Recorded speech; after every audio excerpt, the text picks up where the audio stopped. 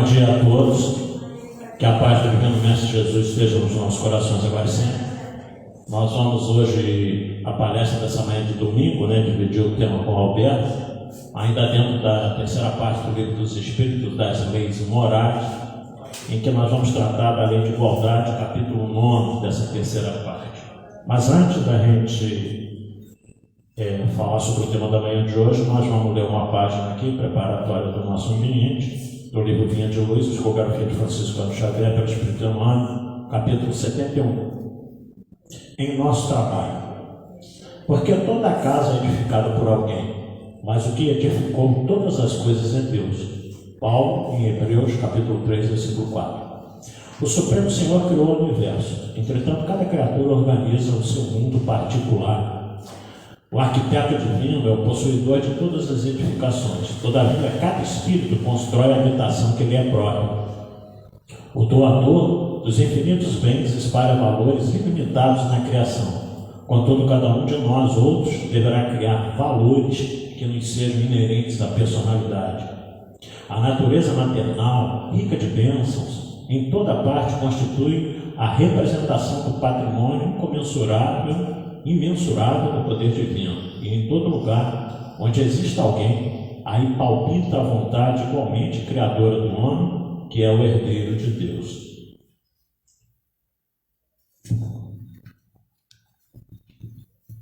O pai levanta fundamentos e estabelece leis. Os filhos contribuem na construção das obras e operam interferências.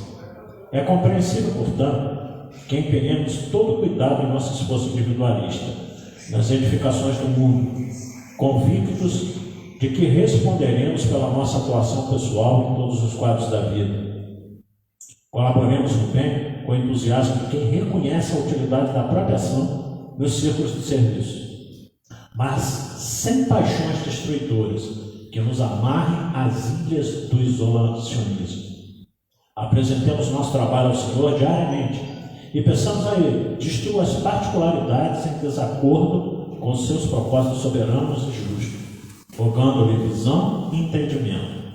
Seremos compelidos a formar o campo mental de nós mesmos, a erguer a casa da nossa elevação e a construir o santuário que nos seja próprio. No desdobramento desse serviço, porém, jamais nos esqueçamos de que todos os patrimônios da vida pertencem a Deus. Eu acho que é bastante interessante, resuminho bem rápido, em função da quantidade de assunto que a gente tem para tratar na manhã de hoje, mas nos mostrando a necessidade de nós sermos coautores da criação, coautores de Deus nas coisas do universo, fazendo cada um dentro da sua especificidade, da sua particularidade, da sua capacidade criadora, mas nunca nos esqueçamos que tudo que existe no universo é obra de Deus.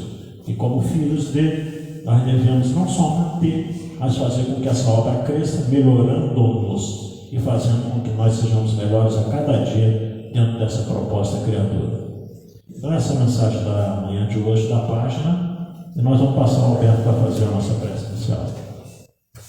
Bom dia, meus irmãos, sejam todos bem-vindos à nossa casa. Então vamos lá.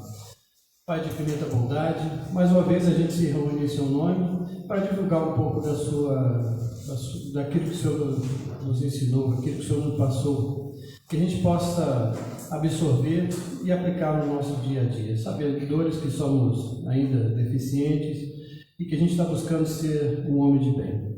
A gente pede a proteção divina aos mentores da casa, que os nossos mentores nos intuam sempre aqui para passar para vocês o melhor que a gente puder. Assim seja, obrigado, Senhor.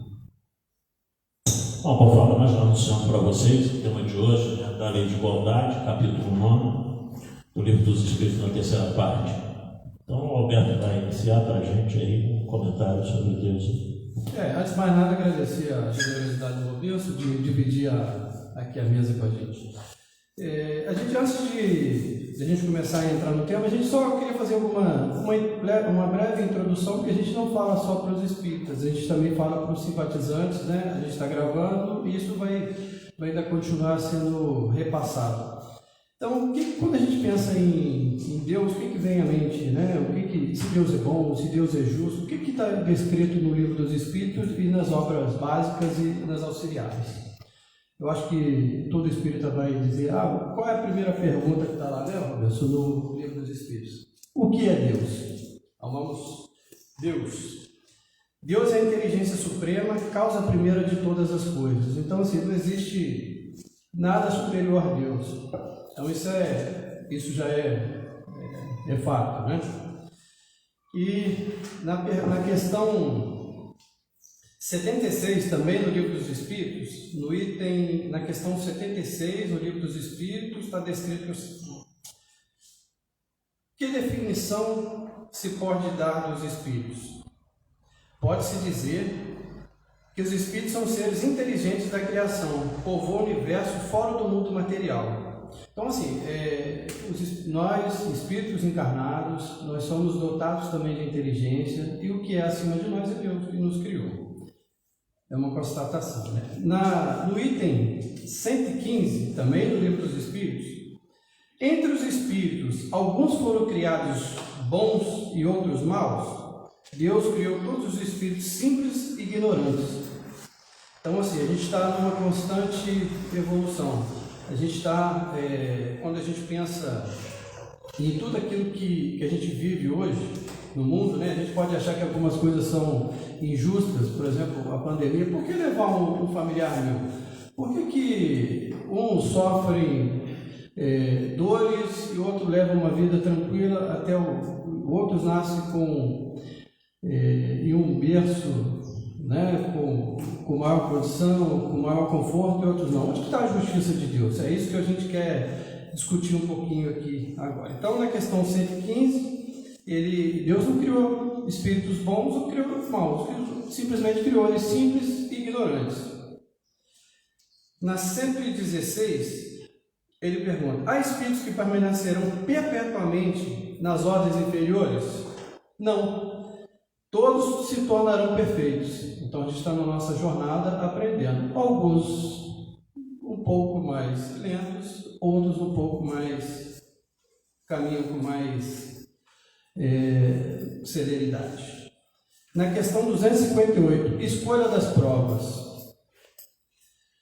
Quando no estado errante e antes de se reencarnar, o espírito tem consciência e a previsão das coisas que lhe sucederão durante a vida, ele próprio escolhe o gênero de provas que quer suportar, e é nisso que consiste o seu livre-arbítrio. Então, assim, às vezes a gente está achando que Deus é injusto, que Deus não é bom, porque a dor me alcançou, a dor está me fazendo sofrer, e a gente, então, assim, muitas das vezes não. A maioria das vezes é o que ele escolheu, e algumas vezes é o equívoco dessa própria existência. E também E dentro dessa escolha das provas, Alberto, né, são basicamente 4, uma delas é inclusive o gênero de morte. Né? Então, por isso que a gente tem sempre falado com as pessoas aí, com relação à pandemia e as outras que já existiram na humanidade. Com raras exceções, nós escolhemos o gênero de morte para o qual nós queremos desencarnar dessa existência. Com raras exceções. Então, se a gente escolheu desencarnar da Covid-19, vai ter jeito. Né? Mas se a gente não escolheu também, que bom que a gente não lembra, né? Questão 392 do Livro dos Espíritos, a gente segue a nossa vida naturalmente, sem se preocupar muito com isso. Né? Então, tomando todos os cuidados, como é necessário, mas sem esse medo exagerado que as pessoas estão tendo aí, pelo conhecimento que nós temos dessa gente. Então, assim, dando lei de causa e efeito, né? Isso aí foi, ele também contido nas obras básicas, né? O termo karma, só para a gente deixar claro, o termo karma não muitas pessoas vão dizer, isso é karma. Karma não é um termo cunhado por Kardec, né? É um termo que é associado ao espiritismo, mas não é cunhado por Kardec. Então, na verdade, o que a gente entende como lei de causa e efeito. Ela está esse que eu estou lendo aqui, está no capítulo Código Penal da Vida Futura, do item 1º até o 33º. Mas eu vou citar aqui, o 7º, que eu achei mais interessante. O espírito sofre pelo mal que fez, de maneira que, sendo a sua atenção constantemente dirigida para as consequências desse mal, melhor compreende os seus inconveniente e trata de se corrigir. Então, gente, como a gente estava falando aqui de muitas das coisas que a gente passa, a gente escolheu aquela prova e a gente está buscando essa correção. Quando a gente está imerso na carta, que a gente esqueceu parte daquilo que a gente combinou, aí a gente entra em sofrimento. Então, aí a gente vai agora necessariamente entrar no tema, né, Maurício? Então a gente já fez algumas considerações acerca dessa existência que a gente está, que nós não somos todos, a gente não vem na mesma condição de, se a gente considerar que ainda a gente tem no mundo países subdesenvolvidos, países desenvolvidos, que a fome ainda ela é um mal que precisa ser extirpado, a gente fala assim, gente, mas que Deus é esse? Esse Deus é justo? E por que ele permitiria? Então, assim, a gente quis trazer um pouco dessa fala anterior para a gente tentar explanar melhor isso. Como o Roberto já disse, a gente está no capítulo 9 da terceira parte, que é as leis morais. Lei de igualdade. Você quer comentar? Igualdade natural. A primeira questão desse capítulo pergunta: perante Deus são iguais todos os homens? Os Espíritos respondem: sim, todos tendem para o mesmo fim. E Deus fez suas leis para todos. Dizeis frequentemente: o sol luz para todos. Enunciais assim uma verdade maior e mais geral do que pensar.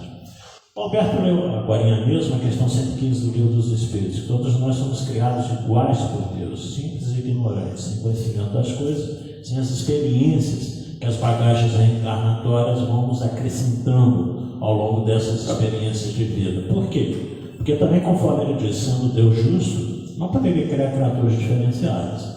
Não seria todo soberanamente bom e justo, né? Então ele criou todos nós iguais, dentro dessa evolução natural que as criaturas vão conquistando. E na questão anterior aqui do Deus, 115 a 114, também é muito interessante, porque Kardec pergunta: os espíritos terão sido criados bons ou maus, ou são eles mesmos que se melhoram? Então realça isso que nós estamos acabando de falar, porque a resposta dos espíritos são a seguinte: são os próprios espíritos que se melhoram, e melhorando-se, passam de uma condição inferior para outra mais elevada. Então é essa a nossa tarefa, enquanto reencarnacionistas que somos, de cada experiência de vida em que nós estamos tendo, de melhorar. Porque se nós sairmos de uma existência igual como nós entramos, ou seja, nós não regredimos, mas ficamos, como dizem os espíritos, estacionários. E um espírito retrogrado, a questão 118 do Livro dos Espíritos. Mas nós podemos ficar estacionários por algum tempo, dependendo das nossas propostas de vida. Então, ou seja, logo no início ele nos fala que Deus criou todos nós igualmente, né? E com o mesmo fim, de sermos um dia plenamente felizes. Somos perfectíveis. Nós não seremos perfeitos igual a Deus, não nos tornaremos igual a Ele, mas nós somos todos perfectíveis, ou seja, nós conseguiremos chegar à perfeição pertinente à criatura humana alcançar. Uns demoram mais, outros demoram menos, de acordo com as nossas propostas de vida, né? Enquanto a gente vai ficar muito apegado às coisas do mundo material, nos esquecendo de que verdadeiramente nós somos espíritos imortais, nós vamos atrasando esse progresso nosso. Então, se somos todos feitos, Deus permitiu, a gente não sabe quando a gente foi criado, né? Isso está no Livro dos Espíritos, mas ele dá a mesma oportunidade para todos. A gente vem de uma ignorância e vem agregando. A gente, como o Roberto disse, a gente retrocede? Nunca. Mas aquele que estacionou, ele precisa de uma prova mais contundente, precisa de algo mais contundente para que ele possa evoluir. Então e nada mais justo que você repare aquilo que também o equívoco cometido para com o irmão, para com a lei. A lei de Deus é uma lei imutável, ela não sofre adaptações. Então, assim, ele é justo e ele permite. Na pergunta 804, desigualdade das aptidões. Por que Deus não deu as mesmas aptidões para todos os homens? Então, por que ele não deu as mesmas aptidões para todos? Então, se você considerar que, assim, o que hoje, algo que você faz com pode ser um hobby, pode ser até uma profissão. Você vai ver, gente, você considera que algumas pessoas, olha, ele nasceu para fazer aquilo. Aquilo é uma aptidão, aquilo foi Deus que deu a ele essa aptidão? Não. Ele veio aprimorando aquilo, ele está buscando a perfeição em determinadas áreas e essa aptidão ele vai sendo desenvolvida. Eu falei assim, um bom pianista. Você acha que o cara nasceu e ele já veio, ele provavelmente veio desenvolvendo aquilo e aquilo ele está desenvolvendo. E por que a gente, algumas aptidões, tem gente mais e outras menos? Deus, em sua justiça, permite e aquele que tem mais auxilia o que tem menos. Então, assim, eu vim dotado de uma grande capacidade para física, desenvolvi um equipamento. Para que Deus está te dando essa oportunidade? Para que você auxilie o seu irmão naquilo que você já desenvolveu bastante. E na resposta aqui também, Alberto, nos fala disso, né? Que essa diferença está na diversidade dos graus da experiência alcançada de cada um. Então, quanto mais experiente dentro de uma determinada atividade, melhor ele vai se tornar. Ele até falou do pianista aqui, eu me lembrei do menininho, acho que na Filipinas, né? Que há pouco tempo atrás, aí, com seus 5 aninhos de idade, sentou no piano e tocava, né, as músicas de Chopin, de Bach, de Beethoven, 5 anos de idade. Teve a condição nessa encarnação nenhuma de se tornar pianista, ainda mais porque um pianista de razoável para bom, segundo os entendidos, demora 15 anos de estudo e de prática, né? Com 5 anos, não teve o mínimo tempo de se tornar isso. Então, o que o Alberto falou, esse menino já traz essa experiência de ser um pianista, quem sabe até um desses grandes aí, Chopin, Beethoven, Bach, e de uma coexistência. Simplesmente aos 5 anos de idade, ele, na sua memória espiritual, está gravado lá o grande pianista que ele pode ter sido, ele simplesmente relembrou, ao sentar o tecladinho lá do piano e começou a dedilar e tocando, né, essas várias melodias aí, essas várias músicas que com 5 anos não teria nenhuma condição. Então essa desigualdade de aptidões, como ele responde aqui muito bem, não é Deus que cria, somos nós, através das nossas experiências, através, né, da utilidade que a gente dá em cada uma delas. E se não houvesse essa diversidade, a humanidade estaria perdida. E não é essa diversidade que tem das aptidões, que ele se manifesta através das profissões, as mais variadas possíveis, é que faz com que cada engrenagem da vida aqui na Terra, nós possamos trabalhar o todo, podemos crescer todos. Imagina se todo mundo fosse uma única profissão, que seria das outras, e como a humanidade evoluiria se todos nós só soubéssemos fazer uma coisa. Então, ainda bem que existe essa diversificação de aptidões que cada um vai contribuindo com o outro para o progresso da sociedade e, consequentemente, para o progresso do planeta. A Terra já avançou bastante, principalmente tecnológica, intelectualmente. Dos últimos 50, 60 anos para cá, nós temos um salto imenso. Me preocupa que economistas famosos aí, pessoas que lidam muito com essa área, dizem que nos próximos 5 anos nós vamos crescer mais do que nos últimos 50. Está difícil acompanhar esse progresso intelectual, tecnológico e assim sucessivamente. Mas isso demonstra o quê? Um aperfeiçoamento da espécie humana através desse crescimento intelectual. Mas o crescimento moral deveria acompanhar também, deveria ser igual. Não segue de perto. Estão 780 livros dos Espíritos.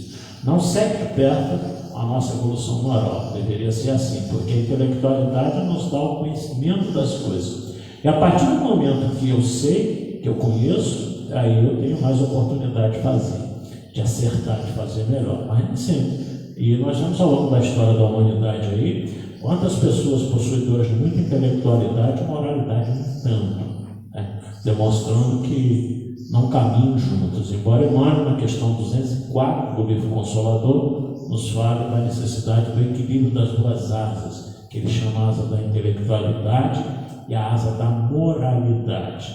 Então, muitos de nós até desenvolvemos bastante o intelecto, mas moralmente, fruto ainda da nossa imperfeição, do nosso atraso, né? A gente ainda deixa um pouco a desejar. Mas o que nos conforta é que no futuro todos nós chegaremos lá.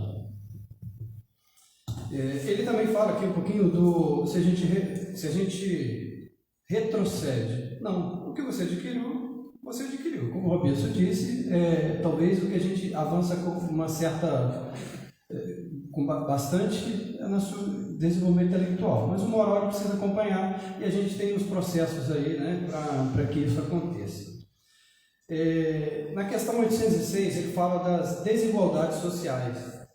A desigualdade das condições sociais é uma lei natural? Respondeu?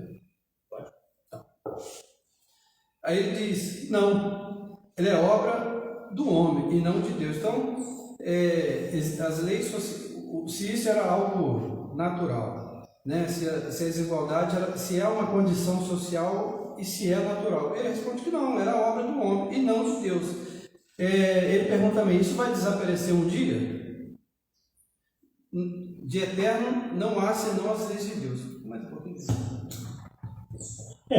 Porque, voltamos a dizer, senão Deus seria injusto. Se essas desigualdades sociais que estão aí, que a gente vê todos os dias, pessoas muito abastadas, pessoas quase sem nada, pessoas sem nada, absolutamente, hoje tem que um terço da população da Terra é miserável. Então Deus realmente seria injusto. Então não é ele, isso não está na lei natural, essas desigualdades. Mas essas desigualdades são criadas pela própria sociedade humana. Em função de quê? Em função basicamente desse atraso moral, em que prevalece aí muitas vezes o egoísmo e o orgulho, está lá na lei do progresso, né? Marcos Nunes, quarta-feira, aqui falou sobre isso, até o Felipe que respondeu, mas está no egoísmo e no orgulho dos seres humanos que aqui habitam, porque as pessoas acabam amarcando muitas coisas para elas e se esquecem dos demais. Mas peraí, mas aí é fruto da minha inteligência, do meu trabalho, do meu esforço, sim, tudo isso é natural. Mahatma Mohandas Karachand, o Gandhi, ele certa feita disse uma coisa muito interessante, né? A natureza se cada um tomasse para si a natureza apenas o necessário, não haveria fome no mundo e ninguém morreria de inanição. Mas na realidade a gente sabe que poucos ficam com muitos e muitos ficam com pouco ou nada.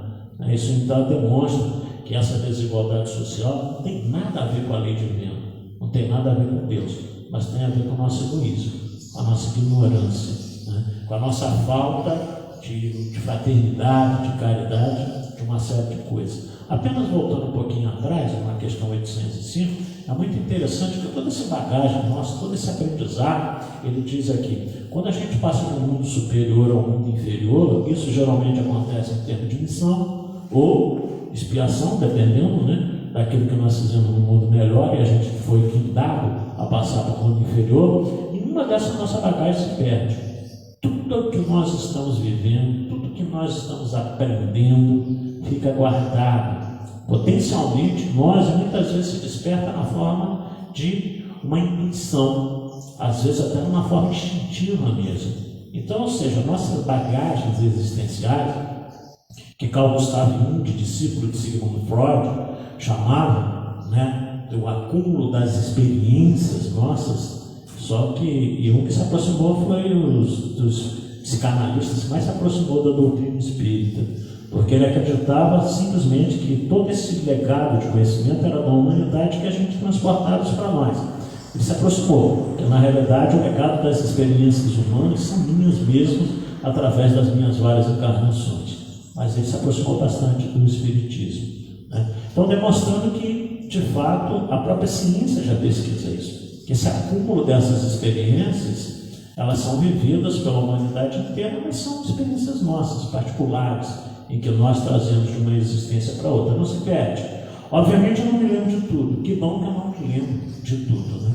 Imagina se a gente lembrasse tudo que nós fizemos nas outras existências aí, seria um caos para a nossa existência presente. Então nos contentamos muitas vezes com revelações que duram poucos segundos ou minutos, né? Aqueles mais próximos de mim sabem disso, seja algumas encarnações, não dá um minuto de conversa, né? Demonstrando que é importante a gente saber o que foi, mais ou menos o que fez, que é para ver se na próxima existência a gente melhora. Então a finalidade nossa aqui é essa, né? Então as desigualdades sociais ainda são fruto desse enorme egoísmo que nós temos com relação à nossa vivência aqui na Terra. Quando a gente pensa, algumas pessoas se acham dotadas de uma capacidade maior do que o irmão, né? Então, a gente pede algumas nações que eles são extremamente orgulhosos, eles entendem que eles têm uma cultura maior do que o outro.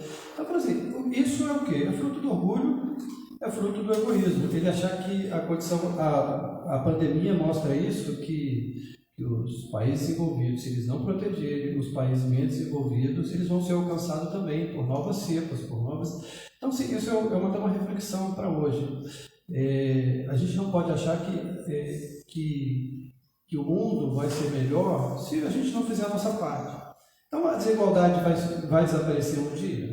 Essa desigualdade social? Vai. Ainda vai demorar? Provavelmente sim, porque o homem ainda, todos nós em algum grau tem orgulho, uns mais, outros menos. Mas as nações que são mais ricas, você vê como que é a postura hoje, né? De se protegerem, de proteger o seu povo, enquanto outros passam fome. Então esse é o grande caminhar da humanidade, trazer igualdade, trazer o que é bom para mim, tem que ser bom para o meu irmão também. Se eu estou nessa condição hoje melhor, confortável, tenho trabalho, tenho saúde, e o meu irmão não tem, eu preciso que ele também seja alcançado por isso. E como é que a gente faz isso, né? É se melhorando, moralmente, é a sua evolução moral. É você deixar um pouco de lado o seu orgulho, né? É a gente que muitas das vezes está empregado e passa todo dia e sabe que o vizinho seu está em uma condição e você, cara, ele não buscou. Muitas vezes a gente tem que dar essa resposta, não, eu sempre trabalhei, por que ele não pode? Então, assim, a gente sabe. Então, o nosso orgulho não permite, o nosso egoísmo não permite alcançar esse irmão. Isso aí no universo micro. Mas no universo macro, que é o país todo, assim, a gente está em uma região no Sudeste, talvez seja uma região privilegiada, mas as outras regiões brasileiras, Norte, Nordeste, a diferença é uma diferença enorme, né? Então, o que a gente tem feito para melhorar isso? É isso que ele está dizendo aqui, é o nosso orgulho, né? A minha condição é melhor hoje, cara, eu não quero saber do outro. A gente ainda vai melhorar? Vai. Quanto tempo ele vai precisar? Quanto de prova? Eu preciso... O dia que quando eu vier e vivenciar a experiência de dor do irmão, eu vou começar a entender. Então, assim, como o Rabisco disse, a gente não sabe das vidas anteriores, mas a gente tem uma boa ideia do que a gente já foi quando a gente tem em determinadas condições que nos são impostas. Com relação a o abuso aí que você colocou, né, da superioridade, muitas vezes, das nações umas sobre as outras, isso demonstra isso, né, que muitas vezes essa desigualdade social, ela vai por aí, o imperialismo de alguns países sobre outros mais frágeis, né, subjugando-os economicamente, militarmente, de qualquer natureza, mas isso também no convívio social. Né? Que deixa bem claro na questão 807 aqui, que tem pessoas que ocupam posições de mando aqui na Terra e abusam dessa superioridade, né? Subjugando os seus subordinados, aqueles que estão mais fracos na condição social. E a resposta dos Espíritos merece anátema. O que isso quer dizer? Merece crítica, merece reprovação. Mas um dia a situação se inverterá e eles também serão guindados àquilo que fizeram sofrer os outros. Isso é muito rico, esse tipo de conhecimento, na questão, né, até mesmo do que nós já vivenciamos no Brasil, no mundo, com relação à escravidão. Muitos desses espíritos que foram escravos também abusaram do poder em outras situações. Muitos fazendeiros que tiveram escravos, que judiavam, que até maltratavam, até mataram, depois voltaram numa condição de subjugação. Então isso é um efeito natural da lei de Deus, não um castigo, pelo amor de Deus.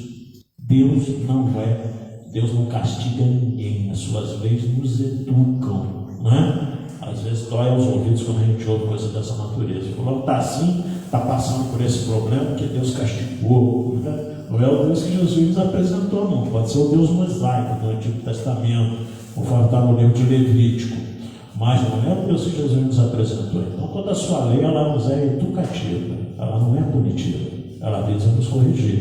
Mas nós só nos corrigimos se nós quisermos, se nós fizermos a nossa parte. Então eu tenho insistido muito nisso. A gente tem que procurar ser melhor interior a todo custo. Eu luto diariamente com as minhas imperfeições. Consigo vencer com poucas, né? Mas as outras ainda estão aí. Mas eu não deixo de lutar contra elas. Né? Um dia, quem sabe, eu consiga vencê-las. Mas a gente já está dentro desse que a gente chama de amadurecimento do senso moral, que muitos de nós ainda não conquistamos. Agora vamos entrar na desigualdade da riqueza também. Então, por exemplo, eu acho que castigo tem, mas é o castigo da consciência, gente. É a sua consciência fazer com que você busque o ajustamento com aquilo que você fez. Então, você passou por aqui, chegou lá do outro lado, e você viu que tudo aquilo que você fez estava equivocado, você perdeu todas as oportunidades. Quem está te castigando? É Deus? Não, cara, é sua consciência. E você vai pedir esse ajustamento. Aí você mergulha na carne novamente, o que acontece? Aí vem aqui, ele esquece o véu do esquecimento e você começa a fazer seguir pelo caminho dos equívocos, acerta mais do que erra, e assim vai na evolução. Então, mas o castigo é castigo da consciência e não castigo divino. A cada um de nós cabe essa tarefa, né, da mudança, porque a gente sempre fala isso, né? Não tem nada pior do que a síndrome de Gabriela. Eu nasci assim, eu cresci assim, você sempre assim. Então a gente tem que realmente, a música, né, do filme, do livro sobre a Gabriela. Mas o que a gente precisa é realmente acolher essa síndrome e ver que a gente precisa mudar, não só os outros. É muito comum apontar o dedo para os outros dizendo: você é assim, você precisa mudar, mas e você? Será que você não precisa? Só o outro que tem deficiência? Só o outro que tem coisas a acertar? Eu achei até muito interessante, eu estava assistindo um congresso espírita, o André Peixinho, né? Ele colocou uma coisa interessante, que eu não tinha pensado nunca nisso. Todos nós somos bipolar, né? Porque a gente está sempre tendo alterações as mais variadas possíveis. Não significa mudar de opinião. Mudar de opinião é você refletir sobre aquilo que você estava pensando, não era o mais correto, então você sentiu o direito de mudar de opinião. Mas ser bipolar é isso, cada dia você está de um jeito, cada dia você está, né? E nem sempre essa mudança é uma mudança para melhor. Eu nunca tinha pensado nisso, achei interessante colocar isso aqui. Agora, com relação à desigualdade das riquezas, nesse capítulo, né? Nós estamos fazendo esse bate-bola aqui, vocês estão pensando que isso foi estudado, ensaiado? Não foi não, nós sentamos aqui hoje, só em casa, né, irmão? Trocamos um zap dizendo: você fala mais ou menos no início, eu falo no final, e está dando tudo errado daquilo que nós combinamos no zap, né? Que eu acabei falando no início e nada daquilo que nós combinamos. Então é um bate-bola que realmente, ele disse no início, eu estou ajudando ele, mas daqui a pouco ele já está batendo asas aí, podendo falar sozinho, né? Então, mas ele está ainda no início da oratória. Obrigado pela generosidade. Ele chega lá. Muito pouco tempo, com certeza. Então, desigualdade das riquezas, a questão de 108, Kardec pergunta: a desigualdade das riquezas não se originará dadas faculdades, em virtude da qual se dispõe mais meios de adquirir bens do que outros? Aí os espíritos respondem: sim e não.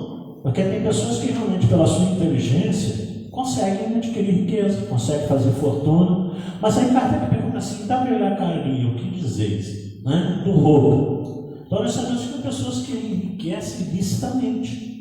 Então esses terão que devolver. Esses terão que ressarcir de alguma maneira isso. Né? Porque utilizaram mal a sua intelectualidade, não só com relação a ele, mas com relação à humanidade. Mas é a riqueza herdada, né? Ele pergunta na subletra A: essa não é fruto de paixões mais, tudo bem. A riqueza herdada, ela tem um problema muito sério. Porque os amigos espirituais perguntam: como é que isso foi adquirido? Né? Nós vamos resumir isso daí. Mas como é que isso foi adquirido? Herdado. Então, meu avô me deixou uma fazenda. Como é que meu avô conseguiu essa fazenda? Eu, como vim do interior aqui do estado do Rio, eu sei que tem situações dessa natureza, que muitas dessas terras foram conquistadas à custa do assassinato do dono da terra. Né? Então você erra uma coisa dessa natureza sem saber o risco que aquilo chegou às suas mãos. Qual é a sua responsabilidade nisso? Não muita, obviamente, porque você não sabia como é que seus ancestrais adquiriram aquilo, né? Mas toda a herança, nos dizem aqui os amigos espirituais, ela chega às nossas mãos para que nós promovamos o bem de outras pessoas. Então isso a gente não deve nunca esquecer.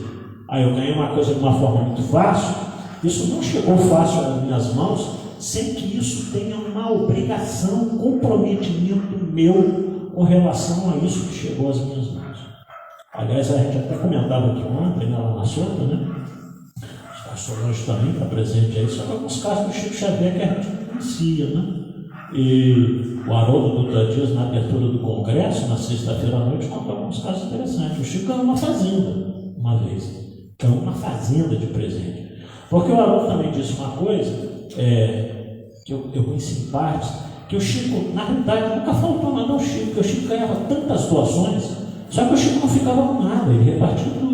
Ele mandava dinheiro, ele não ficava com nada mesmo. Até um relógio, uma vez que o senhor fez questão de dar a ele, e ele insistiu que ele não precisava, que ele não queria um relógio caro, e aí, por fim de tanta insistência, ele aceitou. Bom, aí ele foi atendendo as pessoas. Chegou uma pessoa logo depois na fila, eu vou voltar à questão da fazenda. Aí chegou uma pessoa depois na fila e falou: Chico, eu tenho que tomar medicação, mas eu não sei a hora certa de tomar porque eu não tenho relógio. Chico falou: não, você não tinha. Deu um relógio de ouro que ele tinha acabado de ganhar por 2, 3 pessoas na fila antes desse que chegou. Então ele era assim, ele repartia tudo. Aí ele ganhou uma fazenda.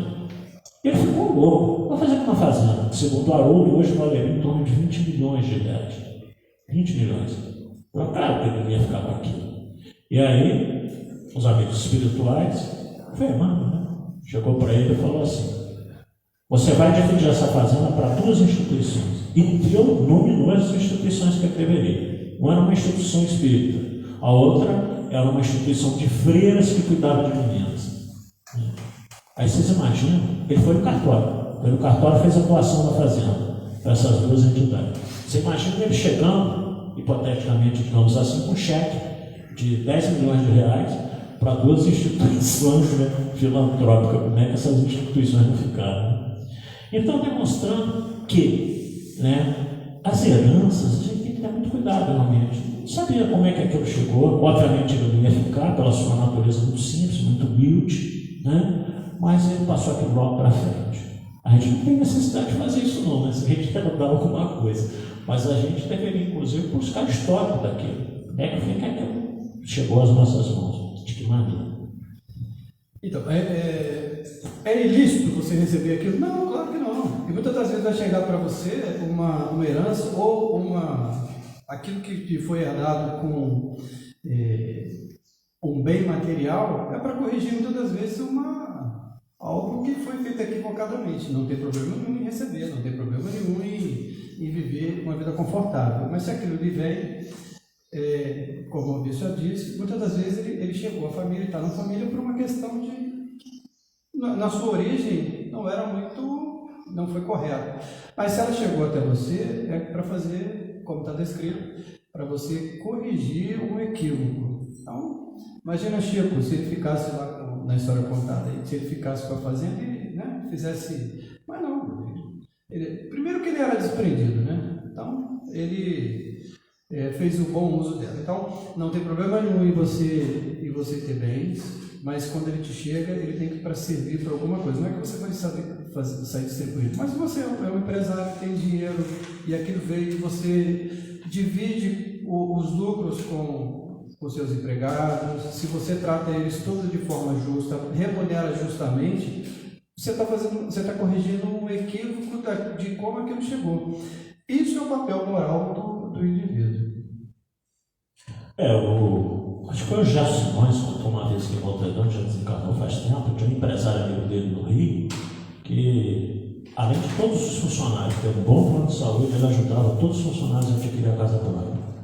Chegou um nordestino para trabalhar lá com ele, na fábrica, com 6 filhos, e ele hospedou no nordestino um apartamento em Copacabana, de frente para a praia, porque não tinha lugar para o cara ainda. E aí o Gerson até brincava, né? Ninguém mora em Copacabana com 6 filhos, de frente para a praia.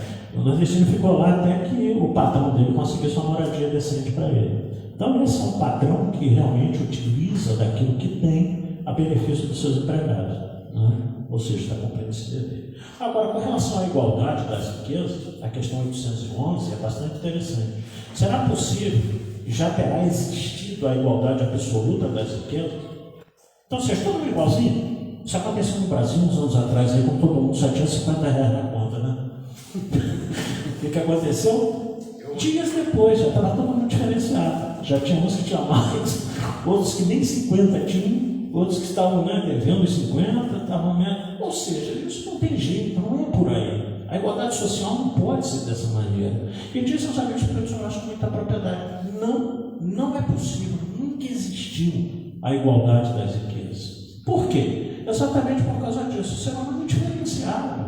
Cada um está num estágio evolutivo diferente. Então tem uns que têm mais inteligência para adquirir mais rápido, outros demoram mais, e outros não conseguem mesmo, diante das provações que a vida nos impõe, pelas existências pretéritas, pelas existências passadas. Então essa utopia social, que muitas vezes se prega aí, de que todo mundo vai ser igual, não existe, não dá certo, não funciona, não funcionou na história da humanidade, né? Muitas vezes a igualdade, eu não quero entrar aqui em questão, pelo amor de Deus, política de jeito nenhum, muitas vezes essa igualdade vai pela miséria. Então nós vemos realmente aí países, aí, pessoas que estão todas iguaizinhas na extrema miséria, na extrema pobreza. Então não é isso que Deus quer de nós, né? Até porque eu, na minha juventude, eu estudei bastante, estudei sobre comunismo, sobre socialismo, sobre uma série de outras coisas, e a gente percebe que tudo isso é bastante fictício, né? Não funciona na prática. Porque nada melhor do que você viver numa sociedade em que, através da sua capacidade intelectual, você possa adquirir o que você quiser e usar da maneira que você quiser. Fruto do seu trabalho honesto, né? Que nem sempre está muito em voga por aí. Então, essa liberdade de você usar, de você ter, de você manipular, de você distribuir as riquezas, isso é pertinente à liberdade que Deus deu a cada um de nós. Ele fala aqui também, se isso seria um remédio, né? Que Deus pudesse permitir que todo mundo fosse igual. Olha, agora vou distribuir a riqueza de forma igual. Isso ia dar certo? Como eu mesmo disse, não ia dar certo. Porque a ambição de uns, o egoísmo, a inveja, ele daqui a pouco ia bagunçar tudo. Então, assim, cada um no seu estágio de evolução, intelectual e moral, esse é a sociedade. A gente está aqui para esse aprimoramento, para essa evolução. E o papel da riqueza, sem dúvida, que é proporcionar isso. As palavras da riqueza e da miséria, né? Na questão de 114, porque Deus a uns concedeu as riquezas, o poder, e a outros a miséria. Jesus amado, né? Todo mundo quer ser rico, ou ficar na fila aí das loterias, aí, marcando cartãozinho de tudo quanto é natureza, enriquecendo aquele que pela sua aprovação deve ser rico, empobrecendo aquele que pela sua aprovação deve ser pobre, só gastando, né? E não consegue enriquecer. Então, a resposta dos Espíritos é muito clara: para experimentá-los de modo diferente. Além disso, como sabeis, essas provas foram escolhidas pelos próprios Espíritos. Então, Deus nos permite ter realmente dinheiro ou não ter dinheiro em função daquilo que nós fizemos lá atrás. Eu comecei há muitos anos atrás, quando o senhor catador de papelão aí nas ruas de Volta Redonda, né? Eu trabalhava ainda na Escola São Próximo, muitos anos. E ele pegava papelão ali atrás, e eu resolvi conversar com ele. O cara me deu uma aula sobre cultura, né, dos pensadores socráticos, pré-socráticos, da Grécia Antiga. Eu fiquei abismado com o nível de intelectualidade dele. Eu não chegava nem perto do conhecimento dele. E eu instigando, quanto mais eu instigava, mais ele falava. Então, uma pessoa de muita inteligência, muita inteligência. Como será que ele utilizou essa inteligência na outra vida, né? Para hoje ele está, coitado, catando papelão, coitado de Deus. Nós sabemos. A gente tem que solidarizar com a miséria alheia. Não importa se é uma aprovação que ele está vivendo, uma expiação, mas o dia que a gente perder essa sensibilidade de realmente nos sentirmos mal de ver situações dessa natureza, nós perdemos a nossa capacidade de ser humano, né? E realmente eu fiquei impressionado, mas provavelmente o que ele utilizou? De maneira ele utilizou essa inteligência dele em outras vidas. Pode ter sido muito rico? Pode. Por isso ele voltou nessa situação. Então Deus dá essas diferenças, né, realmente para nos experimentar. A questão de 6 e 15, esse comenta, né? Qual das duas provas é mais terrível para a humanidade, desgraça ou da riqueza? Obviamente que muitos de nós vão falar da desgraça, né? Pelo amor de Deus, não é possível que a da riqueza é pior. E aí os Espíritos respondem tanto um quanto ao outro. Por quê? Porque a miséria provoca as queixas contra a providência. Deus é injusto, eu não tenho nada, estou passando privações, Deus esqueceu de mim. E a da riqueza incita a todos os excessos. Nós temos visto aí, as pessoas multimilionárias, as pessoas têm muito dinheiro, quanta bobagem fazem. Porque a vida muitas vezes para ela é só prazer, é só gastar com prazeres momentâneos que acabam com a causa que os originou. Então, não por aí, né? Há anos atrás eu fiz um estudo, eu estava vendo sobre a questão do suicídio. E nos Estados Unidos da América, o índice dos suicídios ele é muito mais alto entre as classes abastadas, né? Não dos miseráveis, não, os pobres, não. A pessoa perde até a vontade de viver, porque tudo que ela quer o dinheiro compra. Não é bom você estar no cheque especial? Não, né? Não é bom você estar com um monte de carnezinho para pagar o seu dinheiro? Aquilo te dá uma aflição, te dá vontade de trabalhar mais, fazer hora extra. Não, Rogério, já plantão, que é o caso do Rogério, não, pelo amor de Deus, o caso do Rogério que faz plantão, coitado, pela circunstância do trabalho. Mas então, você tem uma motivação, né? Agora, tudo que eu quero eu compro. Eu estou com um barco de 20 pés, eu quero comprar um iate agora, de 30 pés, eu vou lá e compro. Então perde a graça, né? Você não tem muito mais para dar. Mas espera aí, o dinheiro não traz felicidade, mas que ajuda bastante, ajuda nas condições materiais de sobrevivência, mas muito dinheiro, se você não souber utilizar, a realidade, como ele fala aqui, é na questão seguinte, se comenta também, o orador não gosta de falar. Então, na realidade, o rico, conforme diz na questão de 116, está mais sujeito às tentações, exatamente em função da facilidade que ele tem das coisas materiais. Então, quando você, como a gente disse inicialmente, na questão 115 e 116, o espírito, quando se propõe a reencarnar, ele é aconselhável, ele busca escolher a prova que melhor lhe cabe para suportar o peso da sua consciência, né, daquilo que ele se equivocou. Aí o cara fala, amigo, você foi rico na anterior, você vai voltar e vai ser rico novamente? Aí o cara vai, não, essa vez agora eu vou lá, vou ser rico e vou fazer tudo aquilo que eu deixei de fazer. Ele vem aqui, esquece tudo, ele mergulha nas ambições, na vaidade, no egoísmo, nas sensações.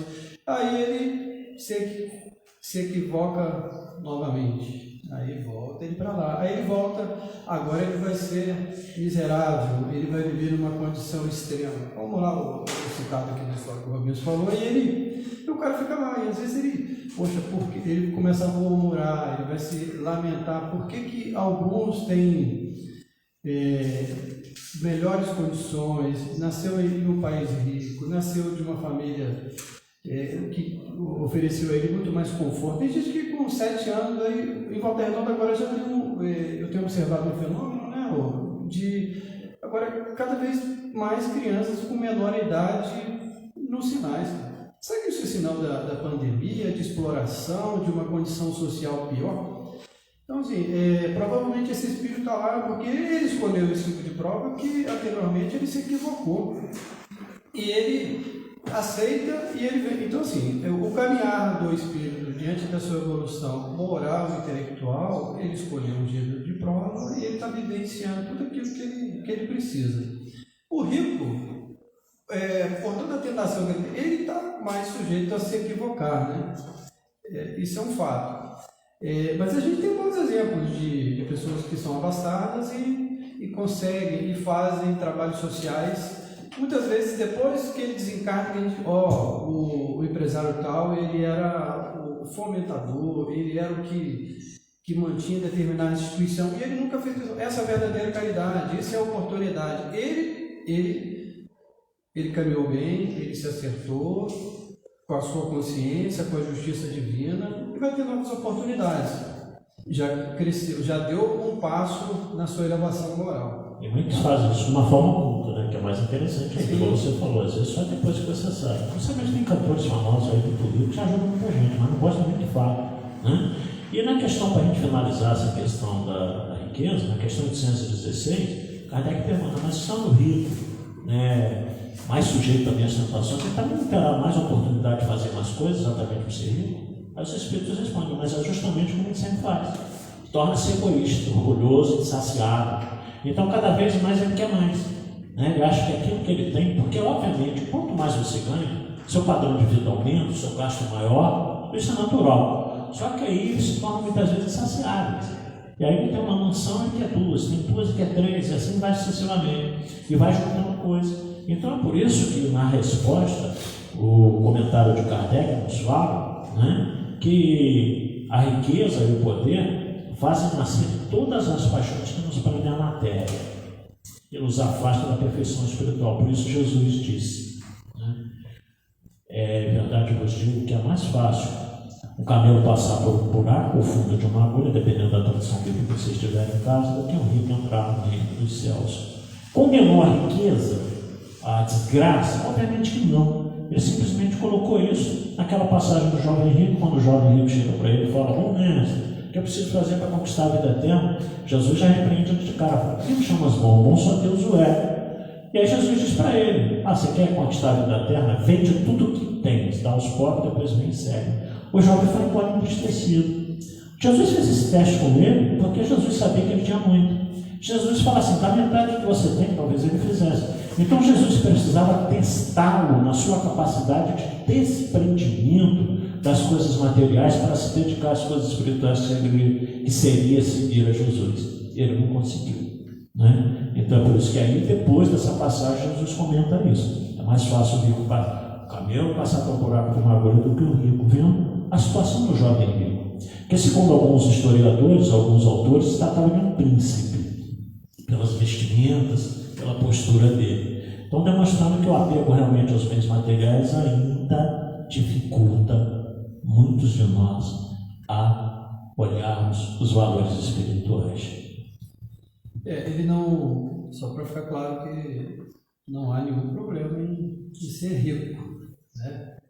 A prova talvez seja a prova mais difícil, mas não tem nenhum problema em ser rico. E como você vive essa riqueza? Vamos falar então da igualdade. Não sei não. O combinado é que ele falaria dessa aqui, do homem e da mulher, que ele mas o combinado nunca acontece, a gente sabe disso. Ele estava na empolgação de falar dos direitos da mulher. Eu acho que ele foi mulher na última encarnação. Não, na última não foi. Foi não? Não, tenho certeza. Mas já foi, com certeza. Bom, igualdade dos direitos do homem e da mulher. Questão 817. São iguais perante Deus o homem e a mulher e têm os mesmos direitos. Nós temos Kardec faz pergunta em 1857, gente. Então a gente tem que também nos situarmos, às vezes, no tempo e no espaço, né? Então, em 1857, são iguais perante Deus o homem e a mulher têm os mesmos direitos. Aí os Espíritos respondem: não otorgou Deus a ambos a inteligência do bem e do mal e a faculdade de progredir? A ambos, né? Então Deus não privilegia você estar no sexo masculino e no sexo feminino, até por uma razão muito simples. Questão 200 do Livro dos Espíritos. Kardec pergunta: tem sexo nos espíritos? A resposta dos espíritos é muito clara: não como entender-se, porque o sexo depende da constituição orgânica. Então, espírito não tem sexo. O espírito ele é assexuado, né? Só que aí, Kardec, na questão seguinte, 201, pergunta: em nova existência, pode espírito que animou o corpo de um homem animar o corpo de uma mulher e vice-versa? E os espíritos respondem: certo. São os mesmos espíritos que animam os homens e as mulheres. Então aí, ele falou que eu já tive uma encarnação, provavelmente, né? Porque na questão seguinte, 202, Kardec também coloca: mas o que faz o espírito escolher, né, encarnar como homem ou como mulher? E aí os espíritos respondem, né? Isso pouco lhe importa. O que o guia na escolha são as provas pela que haja de passar. Então pouco importa reencarnar como homem ou como mulher, mas as provas. Até porque no comentário Kardec diz o seguinte: se nós só reencarnássemos na psique masculina, nós só conheceríamos o que sabe da psique masculina. Se só reencarnássemos na psique feminina, só saberíamos o que sabe a psique feminina. Então nós precisamos vivenciar as duas experiências para que lá na frente a gente se complete. Aí eu vou atacar o Gustavo Jung, né? Porque eu me dizer uma coisa muito interessante. Ele dizia o seguinte: geneticamente, né, todo homem, nós temos cromossomos e hormônios recessivos femininos como elemento minoritário, a que ele chama de anima, tá?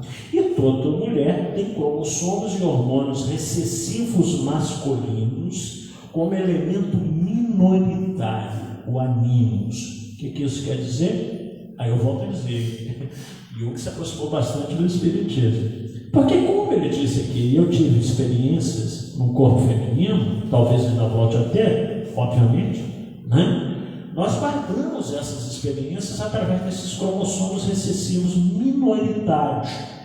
Então é por isso que não encontra espírito eu me manifesto no corpo masculino, predominantemente a minha masculinidade, mas eu tenho algo de feminilidade. Né? Eu não quero perder nunca, eu tenho medo. Eu não quero perder isso nunca. Porque são essas experiências vividas nessas duplas polaridades que nos habilitam para conhecer a psique humana, né, na sua totalidade. Um dia nós vivenciaremos tudo isso. Então não há porquê ter direitos diferentes entre o homem e entre a mulher. Né? Não tem porquê. Na questão 818 ele pergunta: de onde provém a inferioridade moral da mulher em certos países? Nós vemos que tem países do Oriente Médio hoje que a mulher ainda anda, não do lado do homem, atrás, sem falar nada na rua. Alguns, como o Afeganistão, que ainda tem que usar aquela burca, né? Você nem sabe se tem uma mulher ali embaixo, né? É um troço muito estranho aquilo. Mas demonstrando que a mulher ainda é muito submissa em alguns países. E aí Kardec responde do predomínio injusto e cruel que sobre ela assumiu o homem. Mas, gente, isso se você quiser comentar, isso é tradicional, isso vem de trás. Para os judeus ortodoxos, a culpa, né, do pecado original da mulher, por incrível que pareça, a perda do paraíso. Então, isso aí, eles atribuem a vocês, mulheres, a perda do paraíso. Né? Porque quando Deus criou Adão e Eva, detalhe, ele criou os dois. Então, porque lá na Gênesis, no capítulo inicial, diz, Deus não queria ficar só no universo, resolveu criar um ser semelhante a si e criou do barro Adão, a figura de Adão. E Adão tinha umas incumbências muito interessantes no paraíso, né? No jardim do Éden, porque ele estava na Gênesis, né? Isso não é invenção aí de alguns palestrantes, não. Adão passou a nominar os bichos, era o trabalho que Adão tinha, colocar nome nos bichos, e catalogou vários bichos, a vaca, né? o boi, a cabra. Então você olha para a vaca tem cara que é vaca, né? Se tivesse outro nome, talvez ia ser esquisito. Mas então Adão botou um nome nos bichos. Só que Adão não catalogou todos os bichos, por uma razão muito simples. Em um determinado momento, Deus achou que Adão estava muito só e resolveu criar uma adjutora, uma companheira. Adormeceu Adão, Deus tem a capacidade para isso, tremendamente, anestesiou, tirou as costelas, depois colocou carne no lugar. Adão despertou e criou a mulher da costela. Bom, isso obviamente nós sabemos que é uma alegoria, porque na própria Gênesis diz que Deus criou os dois. Então se criou os dois ao mesmo instante, o homem e a mulher, e colocou neles o espírito vivente, o sopro divino. Por isso nós somos criados à imagem e semelhança de Deus. Nós somos seres espirituais, portadores de raciocínio. Ok? Só que acontece que eram espíritos recém-criados, simples e ignorantes, sem conhecimento nenhum. Então Deus, segundo a história da Gênesis, está lá que eles podiam comer de tudo no pomar do jardim do Éden, menos da árvore do conhecimento. Então o amor de Deus, a maçã não tem nada com isso, né? Temos a maçã aí, a maçã não tem nada, não é citada a maçã na Gênesis, era a árvore do fruto do conhecimento. E aí o que acontece? Um belo dia Eva, segundo a tradição, já era tentada pela serpente a comer o fruto da árvore do conhecimento. A serpente ficou lá insistindo, né? Come. Aí ela falou, não posso, né? Bobagem. Deus não quer que você coma, porque você vai ter o conhecimento que ele tem. Simbolicamente, a árvore do conhecimento era isso, que se eles comessem de passarinho, não tem mais conhecimento. E eram os espíritos insípidos, ignorantes, que estavam sendo tutelados por Deus. E a serpente ficou insistindo, come. Ela, não quero. Aí vem a maldade com vocês, mulheres, que eu sempre falo, né? Isso não é nada não. Mas isso é uma maldade. Eu já vi palestra de pessoas dizendo sobre isso. A Eva só comeu quando a serpente falou assim: pode comer que não engorda. Aí a Eva comeu, né? Mas isso não tem nada a ver com a Bíblia, não. Isso é maldade. E aí o que aconteceu? Aí Eva provou do fruto do conhecimento e deu Adão, que também experimentou. A partir desse momento, nós podemos fazer um divisor de águas na história da humanidade. A partir desse momento, o homem passou a agir com raciocínio. Então não tinha mais necessidade de ser tutelado por Deus. Então a perda do paraíso, a expulsão do jardim do Éden significa isso. Porque inclusive na Gênesis fala. Então agora você obrarás, será fruto das tuas obras. E aí Adão se sentiu vergonha de estar nu e Eva e fizeram de folha de parreira sua vestimenta. Ou seja, passaram a raciocinar. A partir do momento que o ser humano passou a raciocinar, não tinha mais necessidade da tutela de Deus o tempo todo. Então essa é a história da criação. Então os judeus ortodoxos atribuíram a vocês mulheres a culpa em função disso. Né? Mas aí veio Jesus e, como se diz, resgatou vocês mulheres a partir da passagem da mulher adúltera em praça pública. Né? Resgatou a mulher, mostrando que mulher não devia ser apedrejada por ter cometido adultério, como rezavam as leis mosaicas, porque o erro faz parte da vida de todos nós. Então, continuando, com que fim mais fraco fisicamente do que o homem a mulher? Para determinar determinadas funções especiais. Né? A mulher, fisicamente sendo mais frágil, ela também é aquela que tem mais sensibilidade, é aquela que cuida dos filhos. E, aliás, para a gente caminhando para o nosso fim, na questão 821, Kardec pergunta: as funções a que a mulher é destinada pela natureza terão importante tão grande quanto as deferidas ao homem? E os espíritos respondem: maior até. Por quê? Porque são vocês que nos dão a luz. Nós só existimos aqui porque uma mulher um dia nos colocou no mundo. Né? Então, obviamente que vocês têm muito mais importância. Até que a gente costuma brincar: se o homem parisse, a humanidade teria acabado, porque o homem não suporta dor. Né? Então, o parto normal para o homem seria o fim da existência deles. Vocês, mulheres, são fortes, muito mais fortes até nisso, nessa capacidade de gerar, mas, sobretudo, por essa sensibilidade diferenciada, vocês são que nos dão as primeiras noções de vida. Então, o papel da mulher ele é preponderante na sociedade humana. Né? Agora, direito, sim. Muitas vezes algumas atividades, obviamente não. Para o homem ser fisicamente mais forte, aí ele cabe algumas tarefas que realmente, hoje em dia também, isso já não está muito em voga, não. A gente precisa levar em consideração, como eu disse, Kardec falava isso em 1857. Né? É diferente. Então, uma celeuma, uma polêmica, quando Kardec diz: o homem exterior e a mulher interior, na questão seguinte, né? Mas Kardec está dizendo que a mulher tem que ser só dona de casa? Não. Em 1857, o número de mulheres que trabalhavam fora era baixíssimo, nem se compara de hoje.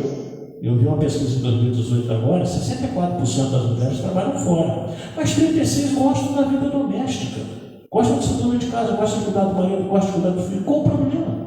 Nenhum. Só que na época de Kardec esse número é invertido, absurdamente superior ao número de mulheres que ficavam em casa. Então, por isso que Kardec comenta lá: o homem exterior, os trabalhos lá fora, a rua, das mulheres, a tarefa do lar. Né? E hoje se critica muito isso. Fala Kardec: não, é costume, é época. Kardec não tem que ser atualizado, não. Porque a época que isso aqui foi dito era o que valia. Né? Mas hoje não. E 40, me fugiu aqui agora, 40 e poucos % hoje das mulheres são cabeça do casal. Uma coisa? Sim. É só para complementar. Aquele que abusar, o homem, né, que desses países mais ortodoxos, que levam a religião de uma forma ainda, digamos, ortodoxa, né, que baseada em princípios fundamentalistas, aquele que abusar daquilo que lhe é peculiar, né, ele veio como homem, nada mais justo que um momento oportuno, que ele vive a experiência de ser mulher, para ele entender aquele processo, né, de que ele foi o opressor, de que a mulher não tem nenhum valor, não agrega nada. Ele pode ter certeza, se ele viveu uma experiência equivocada, ele vai ter a oportunidade de se redimir. Vai vir mulher também. E o que a gente precisa é melhorar das nossas legislações sociais, trabalhistas, sobretudo, que dão uma maior proteção à mulher do que cuidar até os dias atuais. Né? O resto está tudo em relação à licença maternidade, a uma série de coisas. Então a gente ainda está faltando o aperfeiçoamento das áreas sociais. Sem dúvida. Assim, a gente está caminhando bem, sem dúvida que hoje, para o centro de Kardec, que ele já trouxe uma nova visão, a gente caminhou bastante, mas ainda a gente ainda vê, principalmente em países um pouco mais desenvolvidos como o nosso aqui, que a mulher ainda tem um papel inferior com relação ao homem. Mas se a gente olhar a sociedade, olhar o que a mulher, como o Roberto já disse, o papel da mulher, que quantos aí que a gente conhece que o marido abandonou e a mulher que criou e criou os filhos muito bem e são pessoas bem-sucedidas, tanto profissionalmente, pessoalmente, são pessoas de bem e estão caminhando bem. Então, sim, esse é o papel da mulher, ele não tem diferença com relação, são as oportunidades que estão dadas e elas aplicam. Eu diria que a mulher, ela tem mais oportunidades que o homem. Há um avanço, né? Para a gente encerrar mesmo, 45% eu vi a pesquisa aqui em 2018, 45% das mulheres hoje são cabeça do casal. não só seja que tem mais renda até do que o marido, e assim sucessivamente, como o Alberto disse, estão tocando a vida sozinhos, criando os filhos, né, dentro dessa independência. Mas respeitamos a posição de cada um. Né? Então, sabe o que quer ser dona de casa? Problema nenhum, muito pelo contrário. Uma tarefa nova de uma trabalhadora como outra qualquer, e até maior até, porque quem cuida de casa, Jesus amado, sabe que não é fácil, não é? Sabe? Isso é igualdade diante do túmulo. A última parte está lá, igualdade diante do túmulo. É só para a gente finalizar. Existe diferença quando a gente faz a nossa passagem? Aí ele pergunta só sobre os funerais e se você precisa fazer algo pomposo. Não. Isso é só reflexo da vaidade e do orgulho humano. Algumas pessoas precisam ser, por exemplo, se você falar de Kardec e toda a sua contribuição, ok, ele deixou uma contribuição para a sociedade e outras pessoas que passaram por aqui deixaram. Mas aquilo que está lá, uma lápide, é simplesmente uma lápide, é algo material que não representa nada. O importante é tudo aquilo que ele viveu e como ele fez como ele passou por aqui, o que ele deixou de legado, o que ele deixou de aprendizado, o que ele aprendeu para a sua evolução intelectual e moral. Túmulos suntuosos é a última manifestação de orgulho, né, do ser humano. Exatamente. Mas também ele deixa uma coisa muito interessante aqui: fazer um túmulo para homenagear alguém que foi realmente um expoente na humanidade, aí tudo bem. Né? Então, alguém que realmente se destacou é a última questão. A gente passou um pouquinho do horário, que eu tenho longo realmente. Eu quero agradecer ao Alberto aí essa.